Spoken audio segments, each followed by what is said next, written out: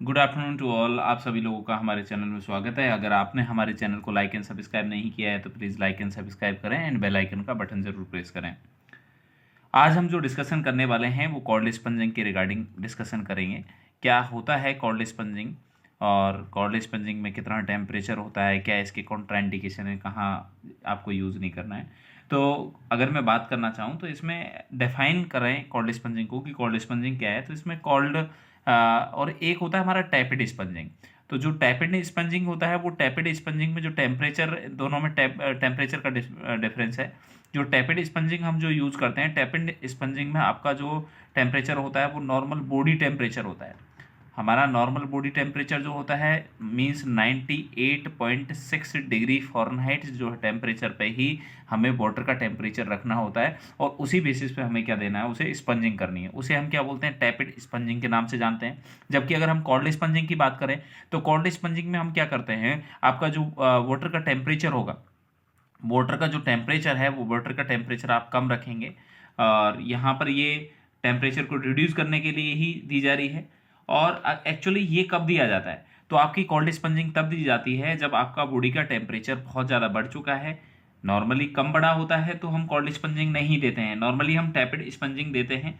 जब आपका थोड़ा सा टेम्परेचर आ रहा है, मतलब कि 103 डिग्री फ़ारेनहाइट से नीचे जब टेम्परेचर होता है, 103 डिग्री फ़ारेनहाइट से नीचे जब टेम्परेचर होता है तो आप देते हैं टैपिड स्पंजिंग पे जाते हैं। But when body temperature increase then 103 degree Fahrenheit, then we use जो है कोल्ड स्पंजिंग यूज़ करेंगे। तो हमें क्या यूज़ करनी पड़ेगी, कोल्ड स्पंजिंग को इस्तेमाल करना पड़ेगा, क्योंकि कोल्ड स्पंजिंग में आपका जो टेम्परेचर है वो 103 डिग्री जो है उसको काउंटर करने के लिए दिया जा रहा है, क्योंकि बहुत ज़्यादा बढ़ चुका है। तो यहाँ पर आपको जो है टेम्परेचर देना पड़ेगा, जो कि आपका क्या करेगा, मैनेज करेगा आपकी बॉडी के टेम्परेचर को। तो ये पहला जो चीज़ें हैं वो आपको समझ आने चाहिए कि कहाँ आपको कोल्ड स्पंजिंग करनी है और कहाँ आपको टैपिड स्पंजिंग करनी है। तो दोनों का जो टैपिड वर्सेस जो कोल्ड स्पंजिंग है वो आपको क्लियर हो जाना चाहिए कि कहाँ हम कोल्ड स्पंजिंग यूज़ करेंगे और कहाँ पर जो है हम जो है टैपिड स्पंजिंग करेंगे। सेकेंड, इसका पर्पज़ समझ में ही आता है कि पर्पज़ इसका क्या है। तो पर्पज़ इसका ये है कि साहब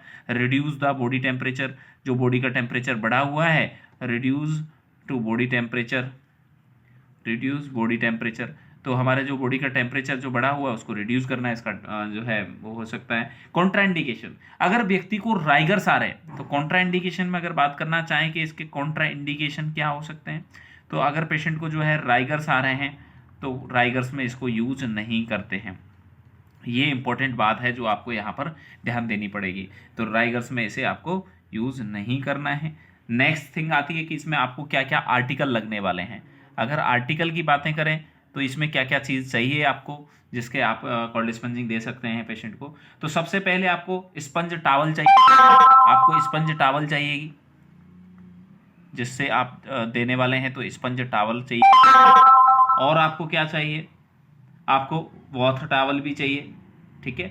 उसके बाद आपको बेसिन बेसिन चाहिए जिसमें आपके लिए पानी हो, पानी के लिए, ठीक है। उसके बाद में आपको मैकिनटॉस चाहिए, क्योंकि अगर आप बेड पे दे रहे हैं तो पेशेंट को जो है बेड के जो लिनन है वो ख़राब ना हो, उसके लिए आपको क्या लगाना पड़ेगा, मैकिनटॉस की भी यहाँ पर ज़रूरत पड़ेगी। तो हमें यहाँ मैकिनटॉस भी आपको देना पड़ेगा, ठीक है। और हमें यहाँ पर थर्मामीटर चाहिए।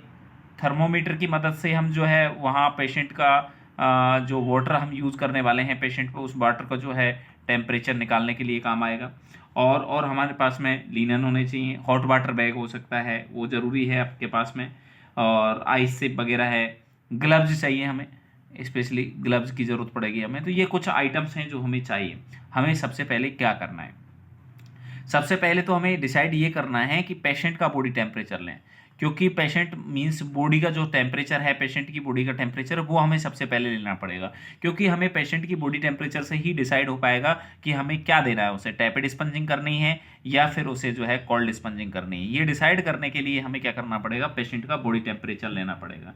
उसके बाद में हमें क्या करना पड़ेगा, अगर ऑप्टेन डॉक्टर का प्रिस्क्रिप्शन वगैरह लें और एक्सप्लेन करना है, एक्सप्लेन करें, पेशेंट को एक्सप्लेन करना होता है। कोई भी प्रोसीजर जो होता है वो करने से पहले आपको क्या करना होता है, पेशेंट को एक्सप्लेन करना होता है। Explain to patient what will be done, क्या पेशेंट पे किया जा रहा है, the expected result and how he will my जो है पार्टिसिपेट मतलब हमें किस तरीके से वो पेशेंट जो है उससे क्या एक्सपेक्टेशन रहेंगी, हमारा क्या रिजल्ट रहेगा इस प्रोसीजर का, और इस रिजल्ट में उससे क्या पार्टिसिपेशन चाहिएगा, पेशेंट से क्या पार्टिसिपेशन चाहिएगा, पेशेंट को किस तरीके से हमारी मदद करती है ड्यूरिंग प्रोसीजर, वो भी हमें बताना पड़ेगा। दूसरी बात, ऐड आइस क्यूब। हम क्या करते हैं नॉर्मली, जैसे हमने ये पानी ले लिया और इस पानी में क्या करते हैं, पानी भरा हुआ है इसमें, और इस पानी में हम आइस क्यूब डालते रहते हैं, और आइस क्यूब तब तक डालते हैं जब तक इसका टेम्परेचर जो है 65 डिग्री फॉरेनहाइट ना हो जाए। 60 डिग्री फॉरेनहाइट तक इसका टेम्परेचर हम रिड्यूस करते हैं, और आफ्टर 65 इसे अप्लाई करते हैं। पेशेंट को जो है प्रोवाइड प्राइवेसी देनी पड़ेगी आपको, ठीक है, प्राइवेसी मेंटेन करनी पड़ेगी पेशेंट की, और ड्रेस जो है पेशेंट की रिमूव करेंगे, और पेशेंट को जो है कवर करेंगे, टॉप से कवर भी करना पड़ेगा पेशेंट को।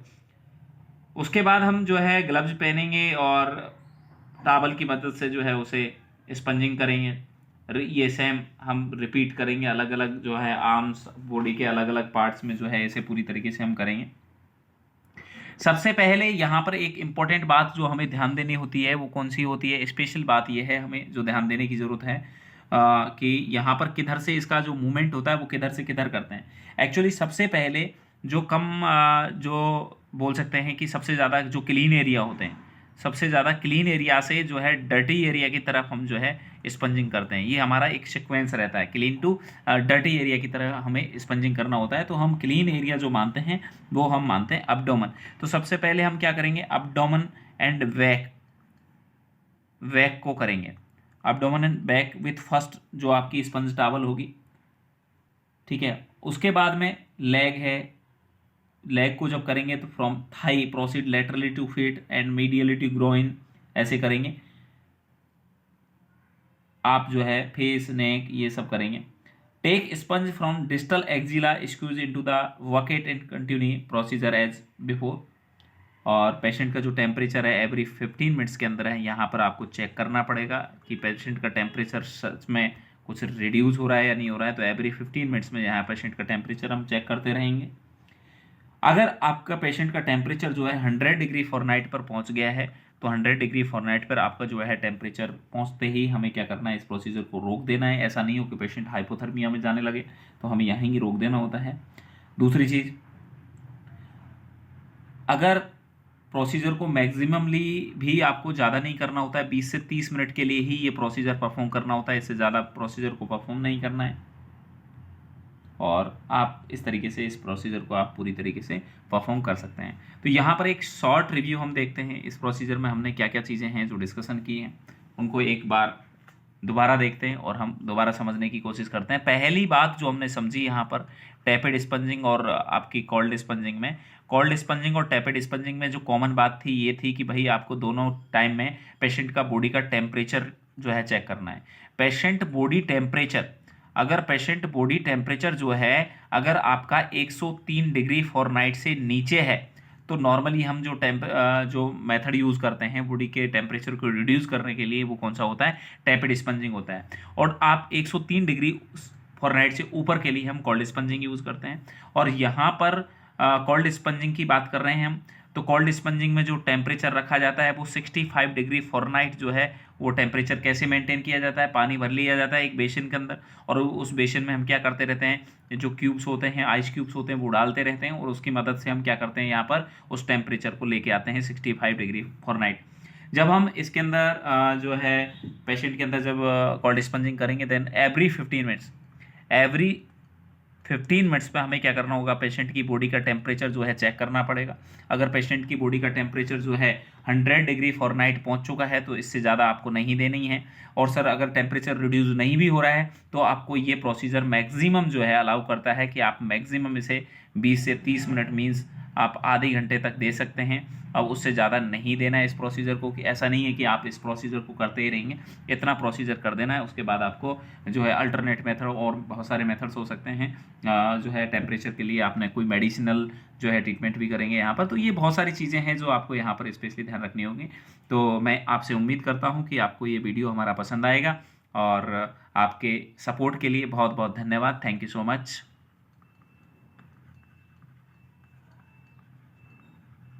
नेक्स्ट वीडियो में हम जल्दी ही मिलते हैं।